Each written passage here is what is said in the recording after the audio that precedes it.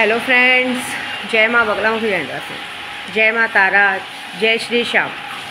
भगवान करे आज आपका दिन बहुत अच्छा हो। माँ लक्ष्मी, माँ बृहस्पति का पूरा आगमन आपके लिए हो। सबसे पहले मैं उपाय बताऊंगी कि अगर आपके घर में धन की कमी है, पैसे नहीं टिकते हैं, तो आपको एक काम करना है। गन्ने का रस ले आइए 1 गिलास, और उसको अपने गोत्र से, मतलब है ना, अपना गोत्र और नाम, दोनों नाम और गोत्र बोल के 7 भर तुलसी के पौधे पे क्या बोलते हैं, गन्ने का रस चढ़ा दीजिए। आपका सारा काम बहुत अच्छा हो जाएगा। ठीक है, मतलब आने वाली 7 पीढ़ियों तक पैसों की कमी नहीं पड़ेगी। दूसरी बात,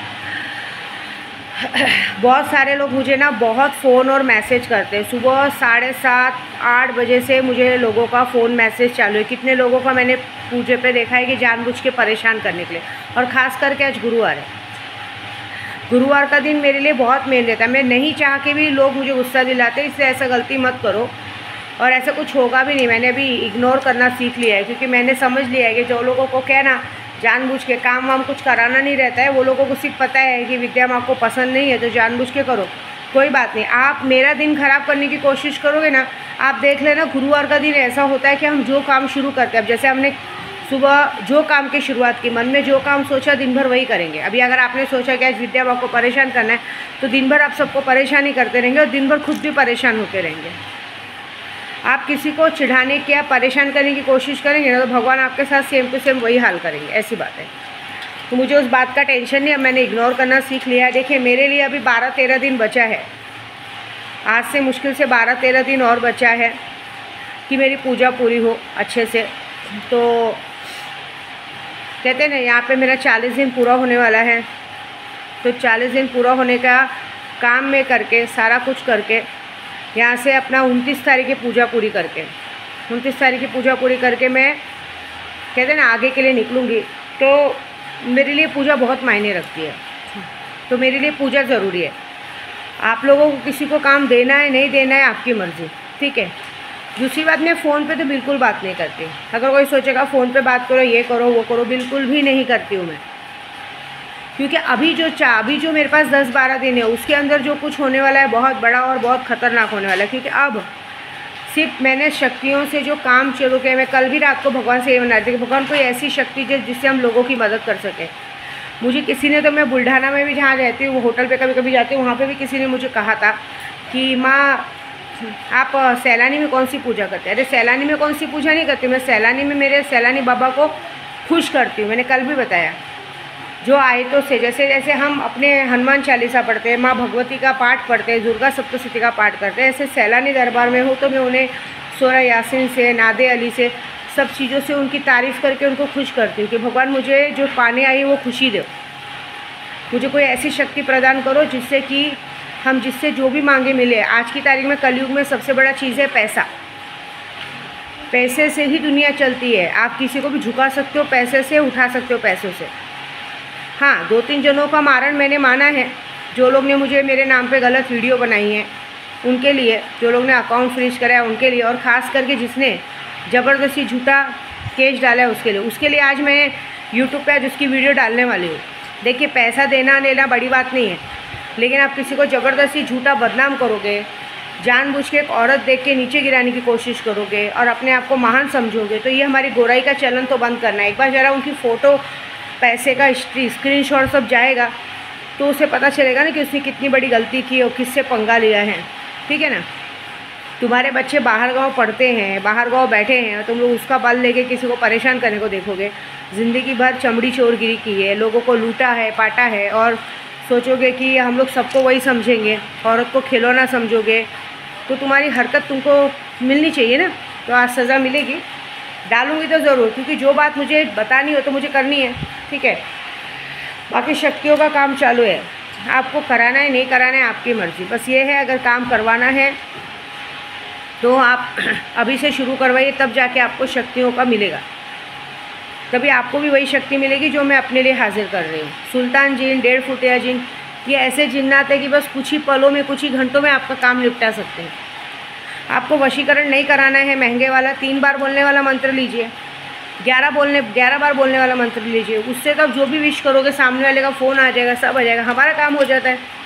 3 बार बोलने वाले मंत्र से जो लोग हमारा फ़ोन नहीं उठाते वो लोग फ़ोन उठाते हैं, हमारा पैसा वापस करते, सब कुछ करते हैं, वो लीजिए ना ऐसा। बाकी आप सोचोगे विद्या देवी से बात करो, बदनाम करो, तो एक बात बताओ, जो खुद बदनाम होते हैं ना वो दूसरों को क्या बदनाम करेंगे। वशीकरण में मुझे किसी ने परसों कहा कि मैम आप अपने घर के लिए परेशान हैं, कभी ऐसा, मैं अपने घर के लिए परेशान नहीं हूँ मेरा वीडियो बनाने का कारण ऐसा रहता है कि मेरा पति मेरा ही है, ठीक है। मेरे पति के साथ जो एक फालतू औरत रहती है ना, उसको वो सबक सिखाना रहता है। उसको क्या है कि कभी कभी कोई इंसान उसको खुश करने के लिए गाली गलौज कर देते, तो मुझे उसको बताना है कि मेरा पति है, वो चाहे तेरे पास रहे चाहे किसी और के पास रहे, मुझे उससे कोई लेना देना नहीं। मेरा पति है तो मुझे जब फ़ोन करना रहेगा मैं तब करूँगी, रात को 12 बजे करूँगी, 2 बजे करूँगी, 3 बजे करूँगी, सुबह 4 बजे करूँगी, वो हमारा हक है। वो तुम नहीं बोल सकते बीच में, क्योंकि तुमने अपने बोलने का टाइम खो दिया है। जब तुम्हें बोलना चाहिए था, करना चाहिए था, तब। अभी तुम एक कहते हैं ना, एक बोला जाता है, एक वो ऐसी विधवा है जिसको बस मंगलसूत्र का नाम का पट्टा लेके घूम रही है, ठीक है, क्योंकि उसका मंगलसूत्र उसके पति ने ऑलरेडी किसी को उठा के दे दिया है। तो वो एक ऐसी विधवा है जो ज़बरदस्ती पूरे समाज के सामने अपने आप को सुहागन करने का नाटक कर रही है, क्योंकि उसने अपना हक आज से 5 साल पहले ही खो दिया, जब उसके पति ने उसका मंगलसूत्र उठाकर किसी और के गले में डाल दिया। तो अगर देखा जाए तो पत्नी तो हम ही है, मैं ही हूँ, वो तो है नहीं। और उस दूसरी बात, पत्नी उसको कहा जाता है जो सुबह उठ के अपने पति को चाय नाश्ता दे, प्यार से अपनी अच्छी शक्ल दिखाए। यहाँ पे ये महान पत्नी ऐसी है कि जिसको अपने पति से ज़्यादा पति के भाई की फ़िक्र रहती है। उसे उठ के पति के भाई के घर पे जाना रहता है, ठीक है, वहाँ जाके सेवा सत्कार करना रहता है, और उसके मायके वाले भी इसमें उसका पूरा साथ देते। तो मुझे ऐसे पनौती लोग का सुबह नाम नहीं लेना, लेकिन जो आप लोगों ने मुझे सवाल किया उस बात का बता रहे हो। जहाँ तक रही मेरे पति की बात, मेरे पति पता है मुझे दूसरे दिन खुद ही सामने से फ़ोन किया और मुझे बोल रहे तुझे पता है झगड़ा ज़्यादा दिन चलता नहीं, तो ये सब करके मतलब नहीं। उन्हें भी ये बात पता नहीं क्या है, लातों के भूते बातों से नहीं मानते। इन लोगों को वही गोली खिलानी पड़ती जो हजम हो, क्योंकि हम कितना भी प्यार कर लें, कितनी भी केयर कर ले, मैं सबको बोलती हूँ, हम औरतें किसी को कितना भी प्यार कर ले, लेकिन उनको ये भाषा समझ में नहीं आती। उनको वही भाषा समझ में आती जिससे ये सीधे से रहते हैं, जा कर ले, जा उखाड़ ले, क्या उखाड़ने का बनेगा। और जब हम औरतें उखाड़ लेती हैं तब सीधे सीधे लाइन पे आ जाते हैं। और ख़ास करके पति को नहीं, उनके घर वालों को भी सही करना पड़ता है। उनको फिर अच्छी खासी उनकी बत्ती जल जाती कि फालतू में बीच में बोले, है ना, ऐसी बात है। तो जहाँ तक जो है, मुझे सब कहते हैं, मुझे बरोबर मान दबाने आती है कि किसका मान कहाँ दबाना चाहिए, क्योंकि पति नाम का शब्द एक ऐसा है जिसको ऐसे छोड़ देना, मतलब अगर कहते हैं हम प्यार करते किसी भी, कितनी औरतें वशीकरण करवाना चाहती हैं। वशीकरण करवाना नहीं है, वशीकरण करवा के ज़िंदगी भर के लिए अपने पास रखो। ऐसा करो कि सामने वाला सब कुछ छोड़ के आपके पास आके रहना चाहिए, तब मायने हैं। आपने एक आवाज़ दी ना, तो एक आवाज़ पे सामने वाला उठ के अपने पास आना चाहिए, सारा काम छोड़ के आना चाहिए, भले ना पैसे के लालच में क्यों ना है। हमें तो ऐसा पैसा खिलाने का भी शर्म नहीं है, ऐसे भी तो पैसा खिला ही रहे। मैंने क्या बोला, कल मेरे भाई ने क्या डायलॉग मारा था, वो क्या करती तुझे उससे मतलब नहीं रहना चाहिए। तेरा पति तेरे पास रहे उससे मतलब रहना चाहिए, उससे बात करे ना करे वो मतलब नहीं। तुझे पूरी कोशिश करनी चाहिए कि तेरा पति तेरे एक आवाज़ देने पे तेरे पास आ जाना चाहिए, और वही हो रहा है। कल मेरा पति मेरे पास आ जाएगा रात को, बात ख़त्म हो गई। सैलानी बाबा के पास मैं 40 दिन की पूजा कर रही हूँ ना, तो बस यही बात से कर रही हूँ कि मुझे नहीं पता, कहते देखो प्यार और जंग में सब जायज़ है, मुझे नहीं पता कि वो किसके पास रह रहे, क्या रह रहे हैं, वो उससे मतलब नहीं। मुझे बस इतना पता है कि मैं सैलानी बाबा के पास आई हूँ कि मेरा पूरा परिवार मेरे साथ एक रहना चाहिए, बस मेरा मतलब ये है भाई। मतलब ही सभी इस दुनिया में, ठीक है ना। और सामने वाले को ये आईना दिखाना रहता है कि तुम वो विधवा हो जो कि ज़बरदस्ती एक पति नाम का पट्टा अपने गले में लेके घूम रही हो। जहाँ तक देखा जाए तो तुमने वो हक कब का खो दिया है। तुमने वो तभी खो दिया जब तुमने अपने पति को मरने के लिए अकेला छोड़ दिया था और किसी और ने आके सहारा दे दिया था, ठीक है ना। तो तुम जैसे कहते हैं ना, वो विधवा औरतें ज़बरदस्ती मंगलसूत्र टांग के घूमेगी, ज़बरदस्ती सुहागन बन के घूमेगी, तो उसको कोई मतलब नहीं है।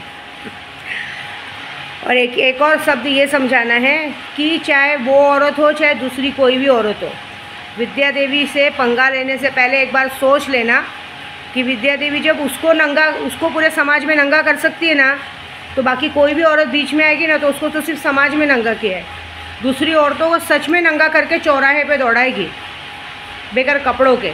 उस बात की सज़ा ऐसी मिलेगी। गांड मरवाना है, प्यार करना है, बॉयफ्रेंड पालना है, घर दूसरी जगह पे मुंह मारो। यहाँ पे कोशिश नहीं करने का, नहीं तो वो हाल होगा ना, तुम्हारी एक छोटी सी गलती तुम्हारा ही नहीं, तुम्हारे पूरे परिवार को, तुम्हारे घर की बेटियों को तक मैं जाके कोठे पे रख कर आ जाऊँगी। एक बात याद रखना, फिर बोलना मत विद्या देवी ने क्या किया। ठीक है।